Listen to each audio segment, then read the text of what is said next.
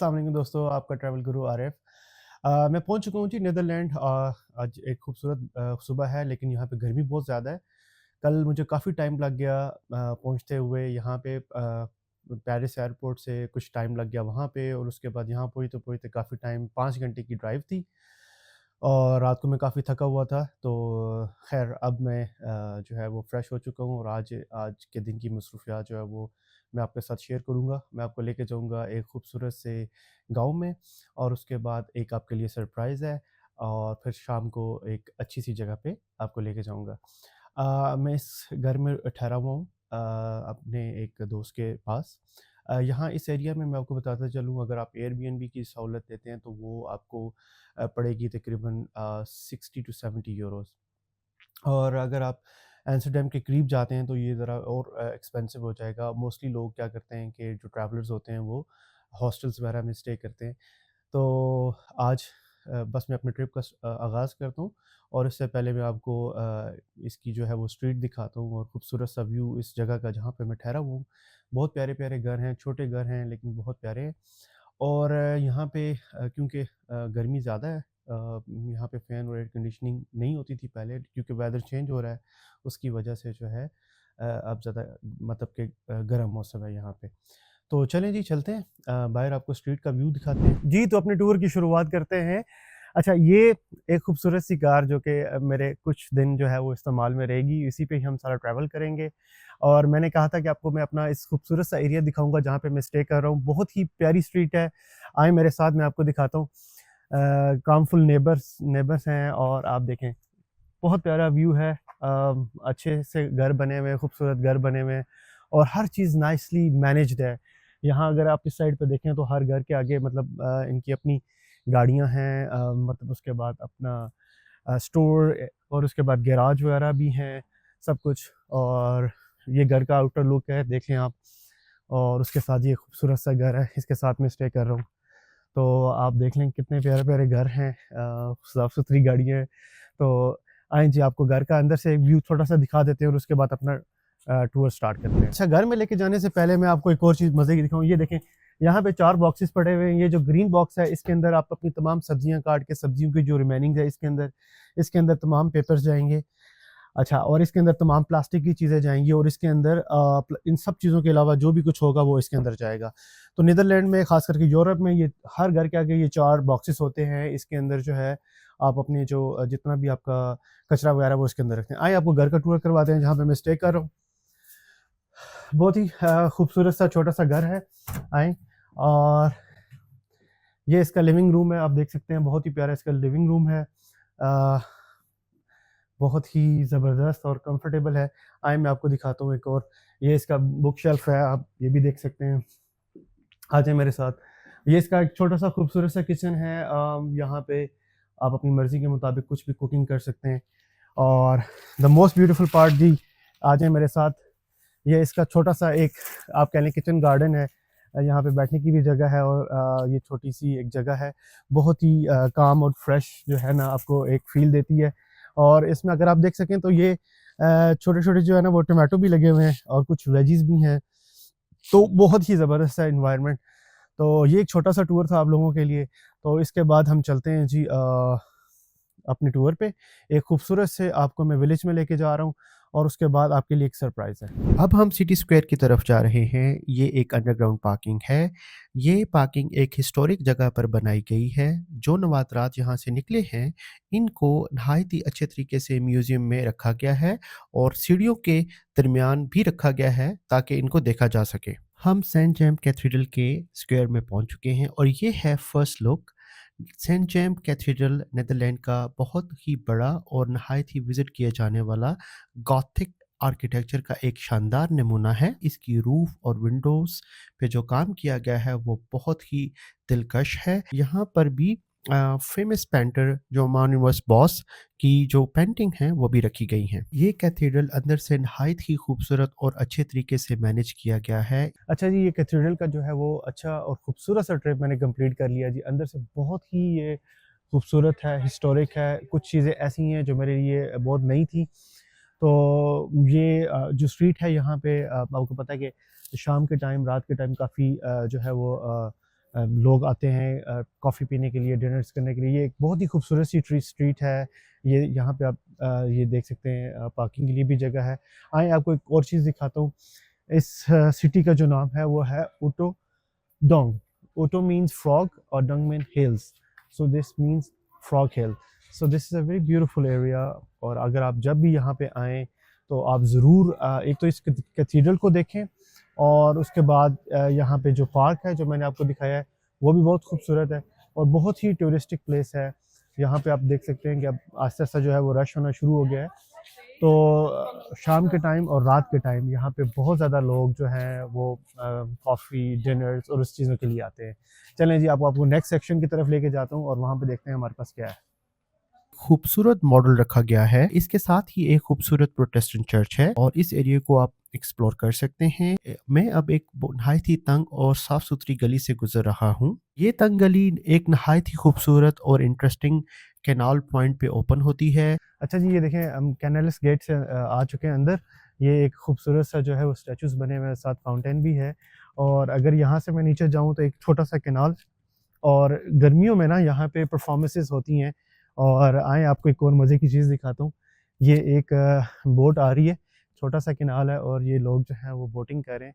यहाँ पे आके ये ख़त्म हो जाता है लेकिन ये मेरे ख़्याल से यहाँ से पास थ्रू करेंगे। तो बहुत मज़े की एक व्यू आ रहा है यहाँ पे। तो बहुत ही स्लो ये बोट चल रही है। तो ये जो जगह है यहाँ पे आप इमेजिन कर सकते हैं शाम के टाइम अगर इस यहाँ पे परफॉर्मेंसेस होती हैं तो कैसे कितना मज़े की जो है वो एक एनवायरनमेंट बनता है। जी, मैं पहुँच चुका हूँ इस स्क्वायर में। आप ये देखें जी वो वहाँ पे एक बहुत पुराना कुआँ है, वो बंदा एक पानी भर रहा है, ठीक है? उसके साथ ये एक चैपल है जो कि इस पूरे स्क्वायर को सेव करता है। और इसके साथ ही मैं आपको यहाँ पे एक जो यहाँ का फ़ेमस पेंटर था ना जॉन बॉश, उसका जो है वो दिखाता हूँ मुजस्मा। ये उसका मुजस्मा है। ये 1450 से लेकर 1516 तक ये जो है वो अपने ज़माने में था। और ये पीछे उसका अगर आप देखें तो हाउस ऑफ बॉश ये यहाँ पे अपनी वाइफ़ के साथ रहता था। ऊपर वाले जो 2 फ्लोर हैं, वहाँ पे ये स्टूडेंट्स को जो है साथ वो पेंटिंग भी मतलब सिखाता था। तो ये एक बहुत ही हिस्टोरिक जो है वो स्क्वायर है। बहुत अच्छे खूबसूरत रेस्टोरेंट्स हैं, शॉपिंग सेंटर्स हैं, काफ़ी लोग जो हैं आए हुए हैं इसको देखने के लिए। ये बहुत खूबसूरत सा होटल है और उसके साथ एक जो है वो बहुत ही हिस्टोरिक बिल्डिंग है जिसके ऊपर 1945 लिखा हुआ है। तो बहुत ही खूबसूरत जगह है, ये पीसफुल है। तो आइए जी नेक्स्ट सेगमेंट की तरफ चलते हैं। ये एक खूबसूरत आर्ट सेंटर द परेड है। नीदरलैंड में साइकिलों का इस्तेमाल किया जाता है स्क्वायर के अंदर। नहायत ही साफ सुथरे रास्ते और खूबसूरत राहदारियाँ यूरोप की पहचान है। चलें अब हम आइसक्रीम खाने की तरफ चलते हैं। अच्छा जी, मैं अब आपको यहाँ की जो सबसे फेमस आइसक्रीम शॉप है यहाँ पे लेके आया हूँ। गर्मी में चल चल के मेरा बुरा हाल हुआ हुआ था। आएँ जी, ये देखें इनके पास काफ़ी ज़्यादा फ्लेवर्स हैं। आप बकेट में भी ले सकते हैं, कोन में भी ले सकते हैं। यहाँ पे भी इस साइड पे भी देखें और इस साइड पे भी काफ़ी इनके पास फ्लेवर्स हैं। ये मैंगो है, ठीक है जी। तो बहुत ही ज़बरदस्त और काफ़ी फेमस है इस पूरे एरिया में। तो जी एंजॉय करते हैं आइसक्रीम। अब मैं आपको बोट कैनाल ट्रिप की तरफ लेके जा रहा हूँ। इसका टिकट आप ऑनलाइन खरीद सकते हैं और ये 40 मिनट्स का ट्रिप है। जी, अब मैं आपको लेके आया हूँ बेनेडिक्ट रिवर की तरफ। अच्छा, यहाँ की सबसे ख़ास बात ये है कि यहाँ हम अभी बोट राइड लेंगे जो कि 1 घंटे की होगी। 12 यूरो इसका टिकट है। ये पूरे सिटी के अंदर से जाएगी और हाउसेस के अंदर से जाएगी और उसके बाद कुछ ओपन एरियाज़ भी होंगे। अच्छा, ये एक जगह है यहाँ पे एक इस रिवर के बारे में लिखा हुआ है कि ये एक वक़्त में इतना पोल्यूटेड हो गया था कि वो इसको क्लोज़ कर रहे थे। लेकिन फिर एक शख़्स ने कहा नहीं, हम इसको साफ़ करते हैं और फिर यहाँ पे हम बोट के ज़रिए पूरी सिटी जो है वो हम एक्सप्लोर कर सकते हैं। तो उसके बाद से जो है ये यहाँ पे ये बनाया गया है और ये बहुत ही एक अच्छी और खूबसूरत जगह है। आप देख सकते हैं रेस्टोरेंट सारे वहाँ पे हैं। ये सारे लोग जो हैं वो खड़े हैं बोट पे जाने के लिए। यहाँ पे सीनियर लोग खड़े हैं जो कि बोट का इंतज़ार कर रहे हैं और साथ ही एक नहायत ही एफिशिएंट लिफ्ट लगाई गई है जिसके ज़रिए ये सीनियर लोग बोट्स में बैठेंगे। हमारी बोट आ चुकी है, पहले लोगों को उतरने दिया जाएगा और उसके बाद आप बोट पे जा सकेंगे। यहाँ पे बहुत ही अच्छे तरीके से मैनेज किया गया है। यहाँ बोट का स्टाफ नहायत ही अच्छा है और बहुत यहाँ पे देखने वाली चीज़ है कि मोस्टली सीनियर लोग इन बोट्स को ऑपरेट कर रहे हैं। इनमें से कुछ लोग ऐसे हैं जो कि वॉलंटियर काम कर रहे हैं, जो कि बहुत ही खुश इखलाक हैं। चलें जी, हमारा ट्रिप स्टार्ट हो चुका है। अब मैं आपको ज़ेर ज़मीन खूबसूरत शहर दिखाता हूँ। ये लाइट कैमरे में आ रही है। इस लाइट का पर्पज़ ये है, जब हम टनल में से गुज़र रहे होते हैं और वहाँ पे बहुत ज़्यादा अंधेरा है, तो उसमें ये लाइट ऑन की जाती है ताकि जितने भी टूरिस्ट हैं वो इर्द-गिर्द की चीज़ों को देख सकें। ये देखें जी, मेरे लेफ़्ट साइड पे नहायत ही खूबसूरत एक क्यारी सी बनी हुई है और इसके दरमियान एक स्टैच्यू भी रखा गया है, जो कि आपको ऑफ़र कर रहा है बास्केट में से कुछ चीज़ें। तो ये एक नहायत ही खूबसूरत एनवायरनमेंट है। यहाँ पे मैं आपकी इन्फॉर्मेशन के लिए बताता चलूँ कि इस पानी की कोई स्मेल नहीं है और यहाँ पे एनवायरनमेंट बहुत ही रिफ्रेशिंग है। अब हम एक बड़ी टनल में से गुज़र रहे हैं। इसकी रूफ़ देखें और इसके कॉलम देखें, कितनी खूबसूरती के साथ बनाए गए हैं। पुराने ज़माने में इस कैनाल के ऊपर फैक्ट्रीज़ हुआ करती थीं और इन फैक्ट्रीज़ का तमाम सामान एक होल के ज़रिए पूरी सिटी में एक्सपोर्ट किया जाता था। इसके साथ-साथ मैं आपको बताता चलूँ, इस पूरे टनल के अंदर आप एक-एक डिटेल्स देख सकते हैं और यहाँ पे डिटेल्स के बारे में आपको बताया भी जाता है। और इसके बाद यहाँ पे ये बहुत अच्छा मैनेज किया गया है कि इसमें आप एक साइड से बोट का ट्रिप लेते हैं और दूसरी साइड पे जाके ख़त्म होता है। यहाँ पे बोट क्रॉसिंग की टेंशन नहीं होती और जो कि आपको बहुत ईज़ी कर देती है। ये देखिए, राइट साइड पर पुराने ज़माने की सीवरेज लाइन्स मौजूद हैं। यहाँ पे पुराने ज़मानों में सीवरेज का पानी डंप होता था। अब हम एक और लंबी टनल में से गुज़र रहे हैं। ये आगे जाकर एक क्रॉसिंग पॉइंट पर ओपन होती है। जैसा कि मैंने बताया था, ये तमाम बोट्स सीनियर लोग मैनेज करते हैं और जो कि आपको काफ़ी अच्छे तरीके से गाइड भी करते हैं और टनल की एक-एक डिटेल के बारे में आपको बताते हैं। ये देखें, हमारी बोट की कैप्टन ने लाइट ऑन कर दी है।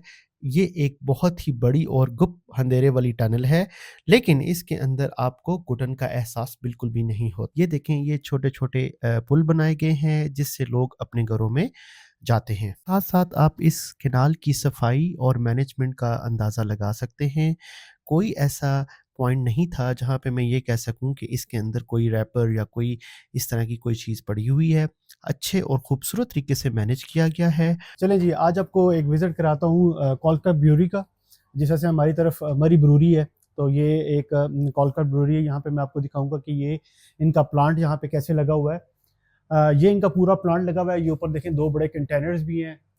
उस साइड पे भी हैं, इस साइड पे भी हैं और ये भी हैं और ये तमाम इनके ब्रांड की जितनी भी बियर है वो लगी हुई है, आप देख सकते हैं। तो इसको भी बनाने का भी एक ख़ास तरीका है जिसके लिए ये इतनी बड़ी-बड़ी मशीनें और टैंक्स और फिर उसके बाद ये टेम्परेचर इनको चाहिए होता है। अच्छा, इस ब्रांड के काफ़ी जो है वो बॉटल्स हैं इनके पास, तो आपको मैं एक्सप्लेन करता हूँ। मैं रखता जाता हूँ और आप फिर सुनते जाइएगा इसको। Okay. Well, the owner is called Jan, and his father is also called Jan. So he brewed beer, and the first name one called after himself, Jan. Then his father was Old Jan. Then you get his grandfather. His grandfather Jan. He had a son, and he hopes that they will continue the brewery, and it's the Young Jan. And that one also got a son. It's called grandson Jan. But they also got a granddaughter, so then they changed it, and that's the only one called Pipa. And in 2016, there was a special year because the famous painter Jeronimus Bos was 500 years till his death, and they made a special beer to contribute it, and it's called Jeronimus Bos, and we're going to drink it in a few minutes. ये आपका एक छोटा सा tour था जो मैं आपको देना चाह। अब मैं जिस एरिया से गुजर रहा हूँ, ये पुराने वक्तों में यहूदियों का एरिया हुआ करता था और यहाँ से यहूदियों को निकाला गया था। यहाँ पे एक लिस्ट भी आवेज़ा है, मैं आगे जाकर इसकी डिटेल भी बताऊँगा। अच्छा, ये जो यहूदियों की इबादतगाह ये अब जो है वो सर्विंग में नहीं है, क्योंकि इस सिटी में कोई भी यहूदी नहीं रहता, तो इसलिए यहाँ पे ये आर्ट सेंटर को दे दी गई है और यहाँ पे आर्ट परफॉर्मिंग और इस तरह की जो एक्टिविटीज़ हैं वो यहाँ पे होती हैं। लेकिन वो जो पीछे मैंने आपको वीडियो दिखाई थी उसमें जो नाम थे उन लोगों के नाम थे जिनको इस सिटी से निकाला गया था। ये देखें, ये एक नहायत ही खूबसूरत फाउंटेन है यहाँ पे एक छोटा सा खूबसूरत गार्डन। शाम का वक्त हो चुका है, अब मैं आपको लेके आ चुका हूँ एक खूबसूरत नेचुरल रिजर्व पार्क में। ये पार्क बहुत बड़ा और खूबसूरत पार्क है। हेलो एवरीवन जी, शाम का टाइम है और पूरे दिन का ट्रिप कर करके तो अभी मैं आपको एक पार्क में लेके आया हूँ। ये है जी तकरीबन 4 किलोमीटर की वॉक है। जो स्पेशल चीज़ है इस पार्क में देखने वाली, वो ब्लू बटरफ्लाइज की जो फील्ड्स है वो हम देखेंगे। तो ये स्टार्ट पॉइंट है और फिर हम जो है वो आगे मज़ीद इसमें डीप जाके इसको एक्सप्लोर करेंगे। ये इसका एरिया है, वो सामने पार्किंग है। तो चलें वॉक स्टार्ट करते हैं और आपको लेके जाता हूँ इस पूरे रास्ते में और फिर आपको दिखाते हैं नेचर रिजर्व्स। अच्छा जी, ये जो रास्ता है ये सिर्फ पैदल चलने के लिए है। अगर आपने बाइक से इसको एक्सप्लोर करना है तो आप दूसरी साइड से आएंगे और हर जगह इस पे आपको जो है वो मार्क्स मिलेंगे कि आपने कहाँ जाना है, कैसे जाना है, डायरेक्शंस जो हैं वो दी गई हैं। अच्छा जी, आपको ये चीज़ बताता चलूँ, ये जो ट्रैक है ये पहले रेलवे ट्रैक हुआ करता था। तो यहाँ से लेदर की जो प्रोडक्ट्स होती थी वो वॉलबैक सिटी में जाती थी, वहाँ पे शूज़ बनते थे और शूज़ बनने के बाद ये फिर प्रोडक्ट्स जाती थी डॉन बॉश में। तो ये इस तरह से था। फिर जब आहिस्ता-आहिस्ता जब गाड़ियाँ आईं और मतलब नई-नई इनोवेशंस आई तो ये रेलवे ट्रैक जो था इतना प्रोडक्टिव नहीं रहा, तो इसको फिर उन्होंने प्रिज़र्व कर लिया।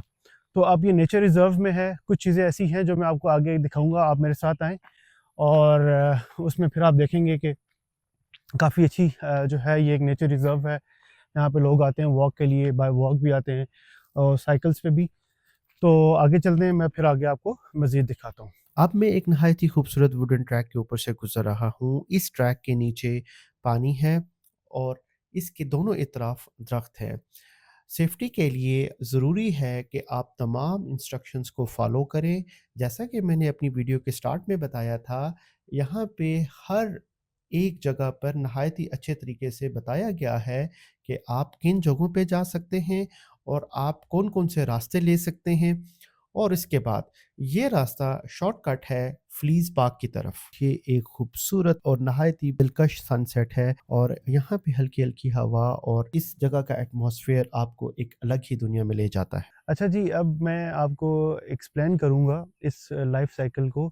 ये डच लैंग्वेज है, जो थोड़ा-थोड़ा मुझे समझ आया है वो मैं आपको बताता हूँ। ये देखें, ये यहाँ पे बटरफ्लाइज़ मिलती हैं और इस प्लांट पे अपना जो भी अपने एग्स वगैरह छोड़ती हैं और उसके बाद फिर ये इस सूरत में नीचे यहाँ प्लांट से नीचे होते हुए ये नीचे जाते हैं ज़मीन में और फिर वहाँ पे ये प्रोसेस होता है और उसके बाद फाइनली ये बन जाते हैं और उसके बाद फिर ये बटरफ्लाई बनती है। ये इसका पूरा प्रोसेस। अच्छा जी, मैंने आपको बताया था कि ये जो ट्रैक है ये रेल रोड पे बना था। तो आप ये देख लें, ये पूरा इसका मैप है और इसे पूरा एक्सप्लेन किया हुआ है। अभी जो मैं जिस पार्ट की तरफ आपको लेके जा रहा हूँ वो यहाँ से शुरू होता है। ये लेक के ऊपर बनाया गया है। ये रेल के ट्रैक्स हैं, ये देख लें आप। और आगे मेरे साथ आएँ तो आपको मैं दिखाता हूँ इसका ट्रैक। ये देखें जी, ये अब यहाँ पे पैदल चलने के लिए इन्होंने बहुत अच्छी जगह बना दी है और ये पूरी लेक है, काफ़ी बड़ी लेक है। यहाँ पे इतने ज़्यादा बर्ड्स हैं कि आप देखेंगे तो आप हैरान हो जाएंगे और बहुत प्यारा सीन है। हवा चल रही है हल्की हल्की और आएँ जी आपको बर्ड्स दिखाते हैं। वो सामने देखें बर्ड्स हैं और ये पूरा जो है एक चैनल बना हुआ है। आप देखें बड़े बड़े इसके वो है पिलर्स, उसके ऊपर ये पूरा ट्रैक बना हुआ है और इसके मेरे राइट साइड पे और लेफ़्ट साइड पे, दोनों साइड पे जो है वो पानी है। ये देखें आप, तो बहुत ज़बरदस्त। और यहाँ पे डक्स हैं और बाकी परिंदे हैं, अगर आप देख सकें मेरे दोनों साइड पे।